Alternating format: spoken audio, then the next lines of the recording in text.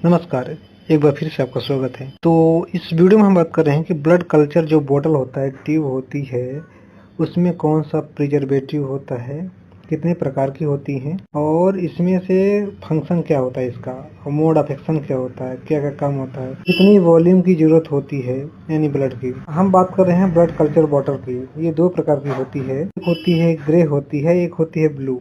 एक होती है ग्रे या पर्पल या ब्लू होती है। इसमें चित्र में भी आप देख सकते हैं, है ना, current bottle, new bottle. Blood culture bottle aerobic anaerobic होता है। एरोबिक का मतलब होता है जिसमें से ऑक्सीजन प्रेजेंट होती है। एनारोबिक का मतलब होता है जिसमें ऑक्सीजन जो होता है O2 होता है वो एब्सेंट होती है। ये 2 प्रकार की हो गई। यहाँ चित्र में अभी आप देख सकते हैं ना, पर्पल कलर हो गई एनारोबिक, है ना, ग्रीन कलर हो गई ढक्कन से भी आप देख सकते हैं।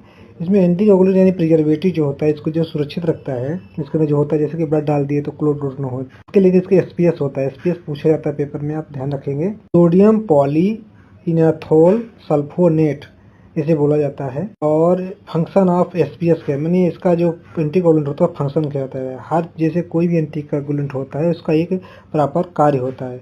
बैक्टीरिया को ग्रोथ होने में मदद करता है और ब्लड क्लॉट होने से रोकता है ना। इसका ये इंपॉर्टेंट कार्य होगा। इसका कार्य हुए किस प्रकार से कार्य करता है और मोड ऑफ एक्शन जो छोटा सा कार्य है।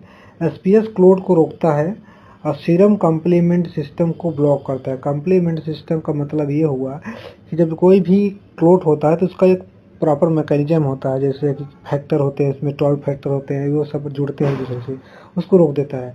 इसमें बैक्टीरिया बॉडी डिफेंस से नहीं मरता। जैसे मतलब अपनी ह्यूमन जो कि इम्यून सिस्टम होता है, अपने जैसे कोई भी चीज़ ये वायरस बैक्टीरिया आता है तो उसको मारता है। तो ये इसके अंदर एसपीएस जो होता है तो ब्लड के अंदर जो वायरस बैक्टीरिया है उसको नहीं मारता है। कल्चर मीडिया में आसानी से ग्रो हो जाता है ना। कल्चर मीडिया का मतलब एक ऐसा माध्यम जिसमें से बैक्टीरिया ग्रोथ हो। और इसमें वॉल्यूम सैंपल की कितनी रिक्वायरमेंट होती है, तो इसमें सैंपल की रिक्वायरमेंट होती है 8 से 10 ml, है ना। एडल्ट इसमें लिखा है और टोटल 10 से 15 ml, है ना। पीडियाट्रिक में बच्चों में से 3 ml, न्यू ज़्यादा छोटे हैं तो 0.6 ml।